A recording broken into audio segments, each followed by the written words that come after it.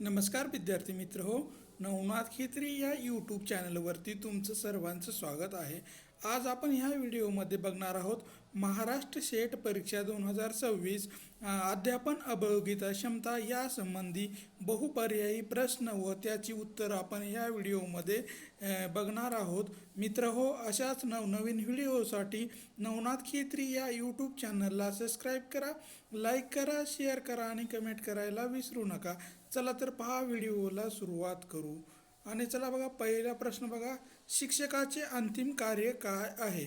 तर शिक्षकाचे अंतिम कार्य काय आहे हे आपल्याला या ठिकाणी सांगायचं आहे.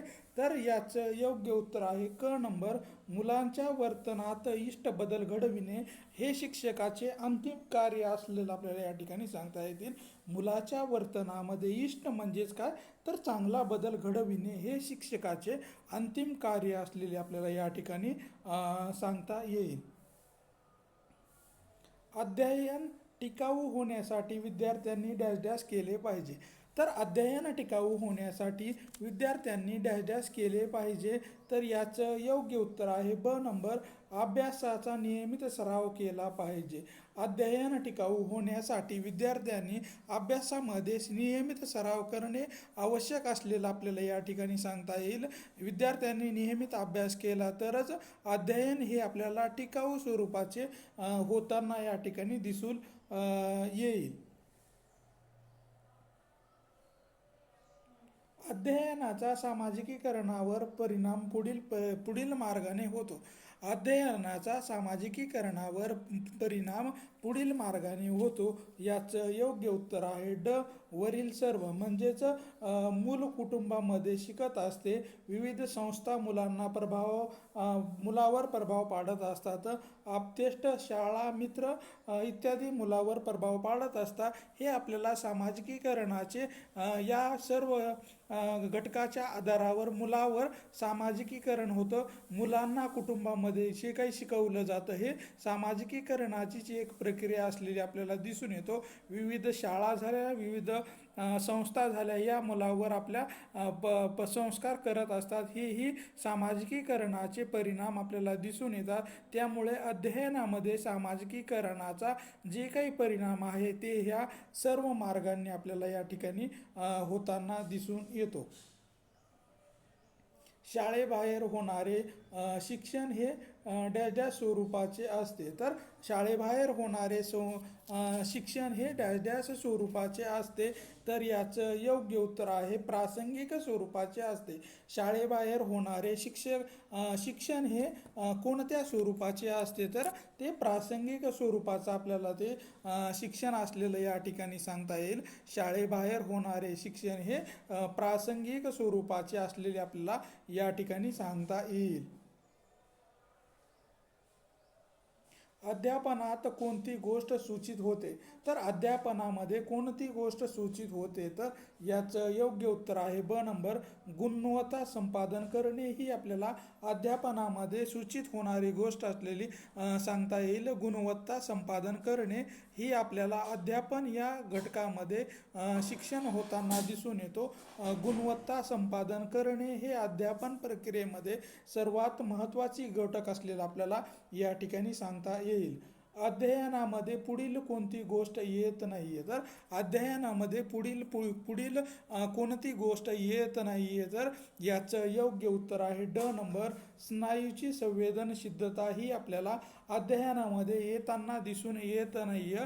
स्नायूची संवेदनशीलता ही आपल्या अध्ययन पद्धतीमध्ये येत नाहीये. तर अज्ञानाचा साठा करणे, योग्य समज निर्माण होणे आणि चुकीची दुरुस्ती करणे हे आपल्या अध्ययनामध्ये समाविष्ट होणारे घटक किंवा गोष्टी असलेले आपल्याला सांगता येतात. पण स्नायूची संवेदनशीलता ही आपल्या संशोधन अध्ययनामध्ये होताना आपल्याला दिसून येत नाहीये. पुढीलपैकी कोणती गोष्ट अध्ययनामध्ये स्वीकार्य नाही आहे? तर पुढीलपैकी कोणती गोष्ट अध्ययनामध्ये स्वीकार्य नाही आहे? तर याचं योग्य उत्तर आहे अ नंबर, वर्तनामध्ये प्रागतिक बदल होणे हे आपल्या अध्ययनामध्ये स्वीकार्य नाही आहे. तर वर्तनामध्ये प्रागतिक बदल घडविणे किंवा बदल होतात हे आपल्या अध्ययनामध्ये स्वीकार्य नसलेलं आपल्याला या ठिकाणी सांगता येईल. आपल्या वर्गाध्यापनाचे अधिक नाविन्यपूर्णतेने नियोजन करण्यासाठी शिक्षकाने काय केले पाहिजे? आपल्या वर्गाध्यापनामध्ये अधिक नाविन्यपूर्णतेने नियोजन करण्यासाठी शिक्षकाने काय केले पाहिजे? तर संबंधित आपल्याला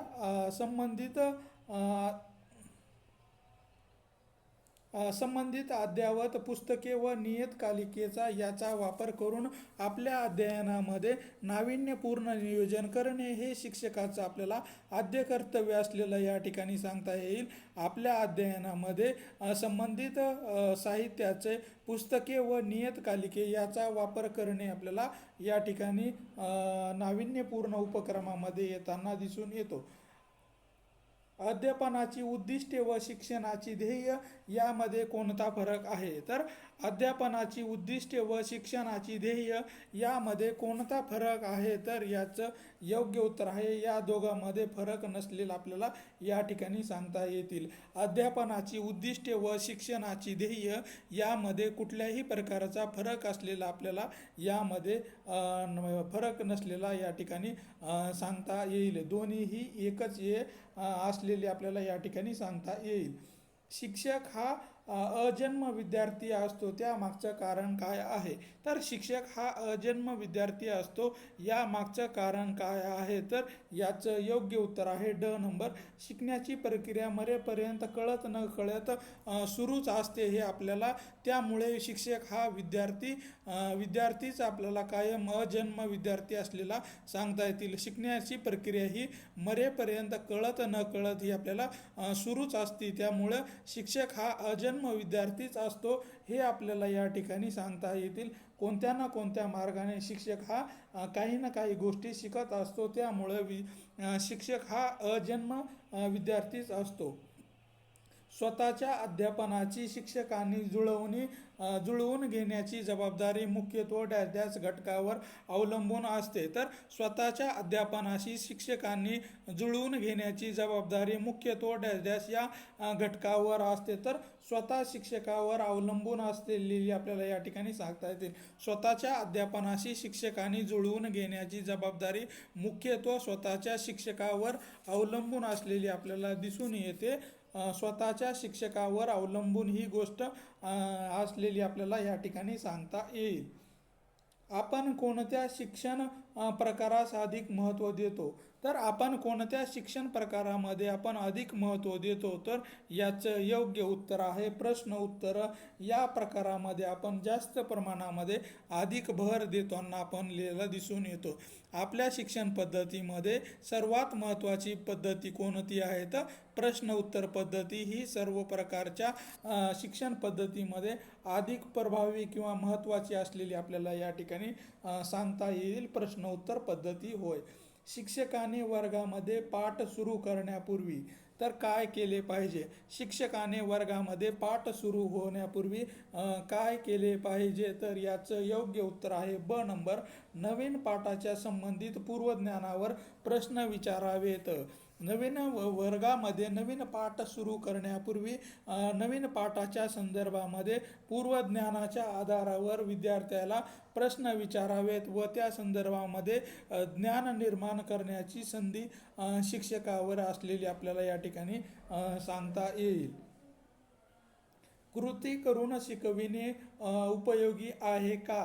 कारण त्याचं सांगायचं आहे. तर कृती करून शिकविणे उपयोगी आहे कारण त्यामागचं कारण सांगायचं आहे. तर मुलांना कृतीशीलता आवडत असल्यामुळे शिक्षणामध्ये कृती करून शिकविणे हे आपल्याला उपयोगी असलेलं या ठिकाणी सांगता येतील.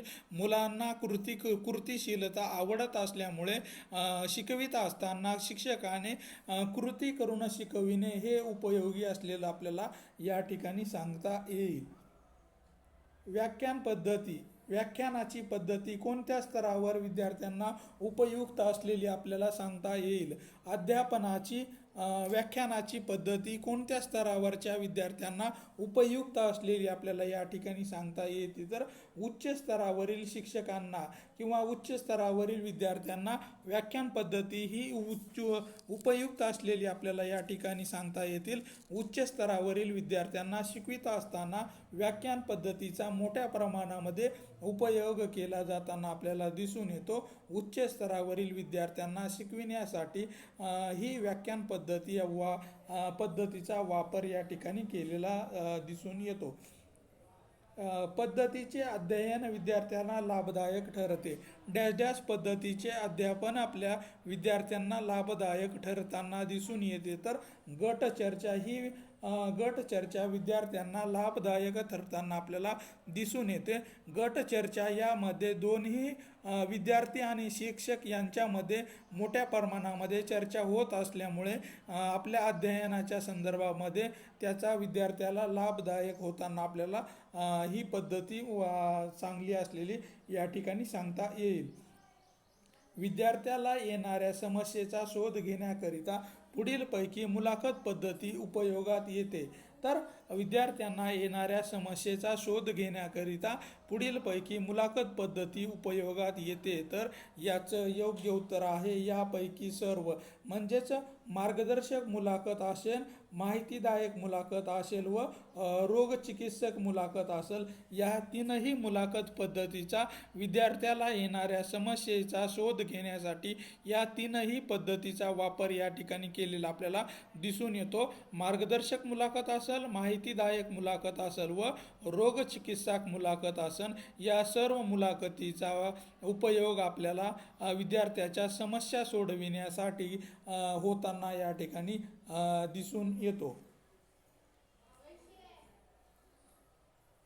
व्याख्यानातून अध्यापनाच्या कौशल्याच्या संदर्भामध्ये पुढीलपैकी कोणत्या बाबीचा सहयोग सर्वात जास्त उपयुक्त होताना आपल्याला दिसून येतो. व्याख्यानातून अध्यापनाच्या कौशल्याच्या संदर्भामध्ये पुढीलपैकी कोणत्या बाबीचा सहयोग सर्वात जास्त होताना आपल्याला या ठिकाणी दिसून येतो. तर यामध्ये आपल्याला विविध उद्यापनाचा समावेश होताना दिसून येतो. मुलांना प्रेरणा देणे हे पण आपल्याला यामध्ये दिसून येतो व प्रश्न विचारण्याची कुशलता ही आपल्याला अध्यापन पद्धती कौशल्यामध्ये मोठ्या प्रमाणामध्ये वापरली जाताना दिसून येते. विविध उद्यापने, मुलांना प्रेरित करणे, प्रश्न विचारण्याची कुशलता या सर्व घटकाचा आपल्या अध्यापन कौशल्यामध्ये समावेश होत असल्यामुळे आपलं योग्य उत्तर आहे क क्रमांक 2, 3 आणि 5 हे आपल्याला या ठिकाणी योग्य बाबी किंवा सर्वात जास्त उपयुक्त असणारे घटक या ठिकाणी आपल्याला सांगता येतील. यानंतर आहे विद्यार्थ्याचा सहभाग. विद्यार्थ्याचा सहभाग या डॅश डॅश या अध्यापन पद्धतीमध्ये असतो. तर विद्यार्थ्याचा सहभाग हा डॅश डॅश या अध्यापन पद्धतीमध्ये मोठ्या प्रमाणामध्ये असतो. तर याचं योग्य उत्तर आहे गट चर्चा पद्धतीमध्ये विद्यार्थ्याचा अध्यापन विषयामध्ये मोठ्या प्रमाणामध्ये आपल्याला सहभाग असलेला या ठिकाणी सांगता येतील. विद्यार्थ्याचा सहभाग हा गट चर्चा पद्धती या अध्यापन पद्धतीमध्ये मोठ्या प्रमाणामध्ये आपल्याला सहभाग असलेला या ठिकाणी सांगता येईल.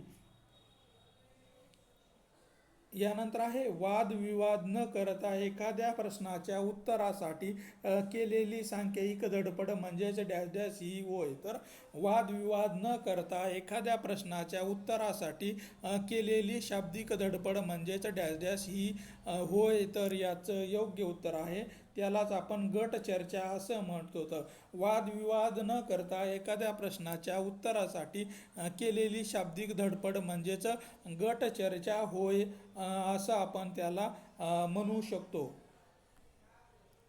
गट चर्चा पद्धती ही डॅश डॅश स्वरूपाची असते. तर गट चर्चा ही डॅश डॅश स्वरूपाची असते. तर याचं योग्य उत्तर आहे विद्यार्थ्यांमध्ये परस्पर सहकार्याची भावना निर्माण करण्यासाठी वापरली जाते. गट चर्चा ही पद्धती विद्यार्थ्यांमध्ये परस्पर सहकार्याची भावना निर्माण करण्यासाठी वापरली जाणारी पद्धती असलेली आपल्याला या ठिकाणी सांगता येतील. गट चर्चा पद्धती ही विद्यार्थ्यांमध्ये परस्पर सहकार्याची भावना निर्माण करण्यासाठी वापरण्यात आलेली ही एक प्रभावी पद्धती असलेली आपल्याला या ठिकाणी सांगता येईल. त्यानंतर आहे कोणत्याही घटकाच्या अध्ययनानंतर शिक्षक वर्गात प्रश्न विचारतात त्याचं कारण काय आहे. तर कोणत्याही घटकाच्या अध्यापनानंतर शिक्षक वर्गामध्ये प्रश्न विचारतात त्यामागचं कारण काय आहे. तर याचं योग्य उत्तर आहे विद्यार्थ्याच्या आकलन क्षमतेची चाचणी घेण्यासाठी आपण जे काही शिकविलेलं आहे ते वर्गामध्ये विद्यार्थ्यांना त्या संदर्भामध्ये प्रश्न विचारणे हे महत्त्वाचं असतं. जर विद्यार्थ्याला प्रश्न विचारले तर त्यांना आकलन किती झालेलं आहे याचा किंवा त्यांना समजले आहे का नाही हे आपल्याला या गोष्टीवरून कळून येताना या ठिकाणी दिसून येतो. अध्यापकाची खालीलपैकी कोणती कामे इतरांवर व्यक्ती, माध्यमे आणि संस्था सोपविता येतील असे तुम्हाला वाटते. अध्यापकाची खालीलपैकी कोणती कामे इतरांवर व्यक्ती असेल, माध्यमे असेल, संस्था असेल यांच्यावर सोपविता येतील असे तुम्हाला वाटते. तर याचं योग्य उत्तर आहे ब नंबर, म्हणजे 1 आणि 2 ही जी काही कामे आहेत म्हणजेच मूल्यमापन करणे आणि अध्यापन पद्धतीमध्ये संशोधन करणे ही आपल्याला इतरांवर सोपविलेली कामे असलेली या ठिकाणी सांगता येतील. अध्यापनाची कामे ही इतरांवरही सोपवू शकतात. मूल्यमापन करणे व अध्यापन संशोधन करणे ही कामे आपण इतर व्यक्तीवरही सोपवू शकतो. मूल्यमापनाचा महत्त्वाचा हेतू कोणता आहे. तर मूल्यमापनाचा महत्त्वाचा हेतू कोणता आहे. तर याचं योग्य उत्तर आहे ब नंबर, विद्यार्थ्यांना त्याच्या स्वतःच्या संपादनाबाबत प्रत्याभरण करणे म्हणजेच फीडबॅक देणे यासाठी मूल्यमापन करणे हा महत्त्वाचा घटक असलेला आपल्याला दिसून येतो. विद्यार्थ्यांना त्याच्या स्वतःच्या संपादनाबाबत प्रत्याभरण किंवा फीडबॅक देणे महत्त्वाचे असते. यामुळे मूल्यमापन चांगल्या प्रकारे आपल्याला या ठिकाणी होताना दिसून येतो. खालील स्पष्टीकरणापैकी निर्मितीकालीन मूल्यमापन असे कशाला म्हणता येईल. खालील स्पष्टीकरणापैकी निर्मितीकालीन मूल्यमापन असे कशाला म्हणता येईल. तर याचं योग्य उत्तर आहे ब, जेव्हा सतत चालू असलेले मूल्यमापन होते तेव्हा मूल्यमापनकालीन आपल्याला निर्मितीकालीन मूल्यमापन होताना या ठिकाणी दिसून येतो. जेव्हा सतत चालू असलेले मूल्यमापन होत असते तेव्हा निर्मितीकालीन मूल्यमापन होताना आपल्याला या ठिकाणी सांगता येईल.